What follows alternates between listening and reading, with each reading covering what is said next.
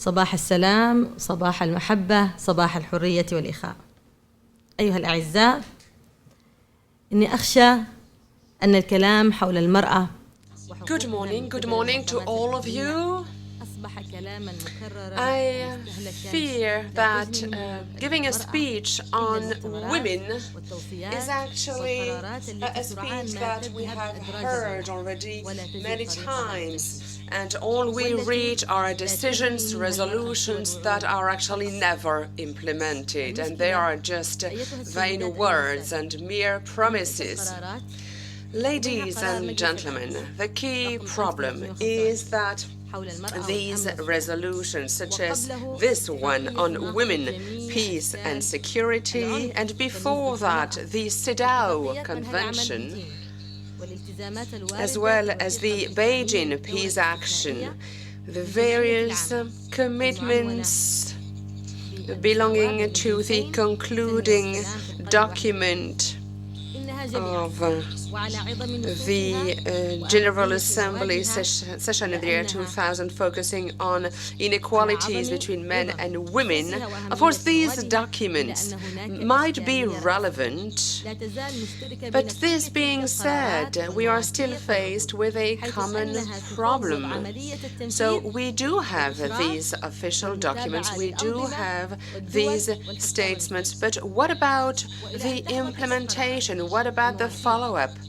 These are missions entrusted to the dictators in power, and before these texts are provided with a United Nations follow-up mechanism in order to fight reprobation each time there is an infringement taking place. These texts are, at the end of the day, useless. And all we hear are mere promises, and women are still the victims of marginalization and violence, although I know that the difference or the situation is slightly different between the states. So, ladies and gentlemen, I have my doubts regarding the statement written by the UN Secretary General on this resolution 1325. I have my doubts because I am just wondering whether they will say that the United Nations has not been able to sue those who are responsible of all the crimes within the framework of the Arab Spring. Of course, I know that in theory they should be taken to court. The responsible of genocides, of crimes against humanity, they should be taken to court. But will this really be the case, including the authors of sexual crimes? So, as I was telling you, I have my doubts, and I am just wondering whether or not this report will refer to an initiative that is granting the amnesty to Yali Abdullah, the Yemeni president, so that he will have to face the crimes that have been committed over the last 33 years. I am wondering whether this report will say that Kofi Annan is trying to give the same guarantees to Bashar al-Assad, another corrupted dictator. Ladies and gentlemen, I have to recall that peace is impossible without justice. And the current situation tells us that those committing crimes against their own people, dictators, the ones who have fallen in the Arab Spring, they should be placed in front of their penal responsibilities because they have committed crimes against their people. Their assets should be frozen. So we would like to invite the people, as well as the countries, the member countries of NATO, but also all the countries in the world that are craving for peace, that are really willing to respect the rights. We really would like to invite them to play a key role in order to support the Syrian people who is now the victim of the tyranny of Bashar al-Assad. They have to make so many sacrifices in their quest for dignity and freedom. We really would like to invite them to work in a closer collaboration with Turkey in order to create a buffer area, a buffer zone, so that the humanitarian relief will be brought to the people who try to escape the regime and these military attacks. So we would like to invite you to give your support, financially speaking, from a logistics standpoint, to the Syrian people, but also to all the entities fighting for freedom. We really would like to invite you to impose an economic embargo against the Bashar al-Assad regime, to prohibit the flows of weapons used actually to feed this destruction machinery.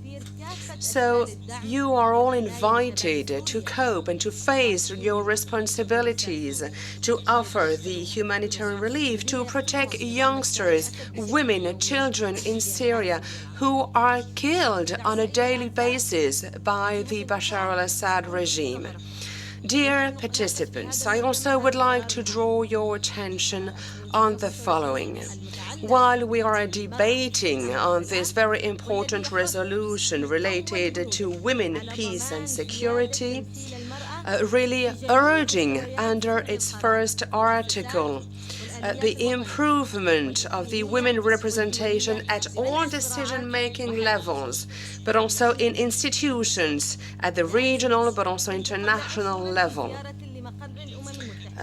A few months ago, I went to the UN headquarters, and I could see there the various pictures of the former secretary generals of this organization ever since 1947 till today. But I haven't been able to find the picture of a woman, I'm afraid.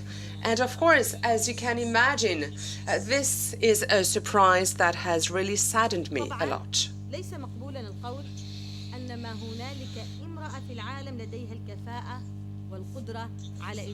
Of course, we cannot say that women do not have the necessary capabilities to chair the United Nations. We cannot say that. Women should benefit from the same opportunities to be at the head of the UN or other international organizations, just to prove what they are capable of doing, to strengthen the women's role in each one of these organizations. Of course, we may always say that the UN member states did not make the necessary efforts to strengthen the women participation in the areas of decision-making, for instance. We know that 10 years have elapsed since this resolution 1325, and all the decisions related to peace and or war are really in the hands of men, I'm afraid to say. Dear participants, ladies and gentlemen, my participation to an event organized by NATO could be a surprise to many of you. But actually, my presence here does not mean that I entirely support the various NATO policies, but I would like to support the cause of women, their involvement in peace processes. I would like to enhance the role of women to establish peace. And I would like to use this opportunity to renew a call that I have launched already to NATO and its member states to adopt policies that would be able to respect human rights without giving a priority to the interest of large and big nations. So thank you very much indeed. I hope that we'll be able to work hand in hand to promote a world of peace.